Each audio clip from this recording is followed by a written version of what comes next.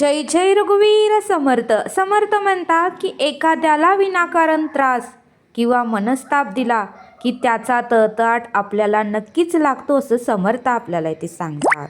आणि त्यासाठी समर्थ आपल्याला बोध देतात. समर्थ म्हणतात की ज्यावेळेस दशरथ राजा शिकार करण्यासाठी जंगलामध्ये गेले होते, त्यावेळेस फक्त त्यांचं एक श्रवण चुकलं.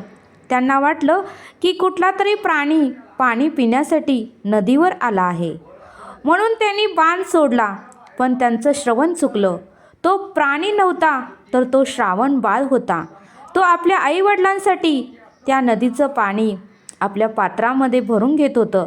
आणि त्यावेळेस मात्र दशरथ राजाला वाटलं की ते प्राणीच आला आहे, आणि त्यामुळे दशरथ राजाने बाण सोडला आणि तो मात्र श्रावण बाळाला लागला आणि श्रावण गतप्राण झाला. आणि मग ज्यावेळेस श्रावण बाळ मोठ्याने ओरडला, त्यावेळेस मात्र दशरथ राजाला वाटलं की ते प्राणी नसून कोणतर मनुष्य आहे.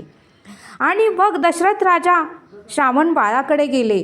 त्यावेळेस श्रावण बाळाने सर्व काही सांगितलं की माझे आई वडील तिथे झाडाखाली बसले आहेत, त्यांना खूप तहान लागलेली आहे, तर हे पाणी तुम्ही त्यांना नेऊन द्या, आणि आता मी काय वाचू शकत नाही. आणि त्यावेळेस श्रावण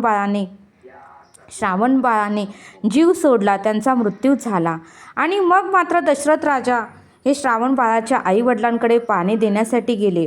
त्यावेळेस मात्र श्रावण बाळाच्या आईवडिलांनी दशरथ राजाला श्राप दिला की आमचा पुत्र विराहाने आमचा मृत्यू आता होणारच आहे, पण तुझाही पुढे गेल्यानंतर पुत्र विराहानेच मृत्यू होणार आहे, हा आमचा तुला तळताट आहे. आणि पुढे जाऊन मात्र तसेच झाले. श्रीराम प्रभू ज्यावेळेस वनवासाला गेले आणि ते धक्का दशरथ राजाला सहन झाला नाही, आणि त्यावेळेस दशरथ राजाचा मृत्यू झाला.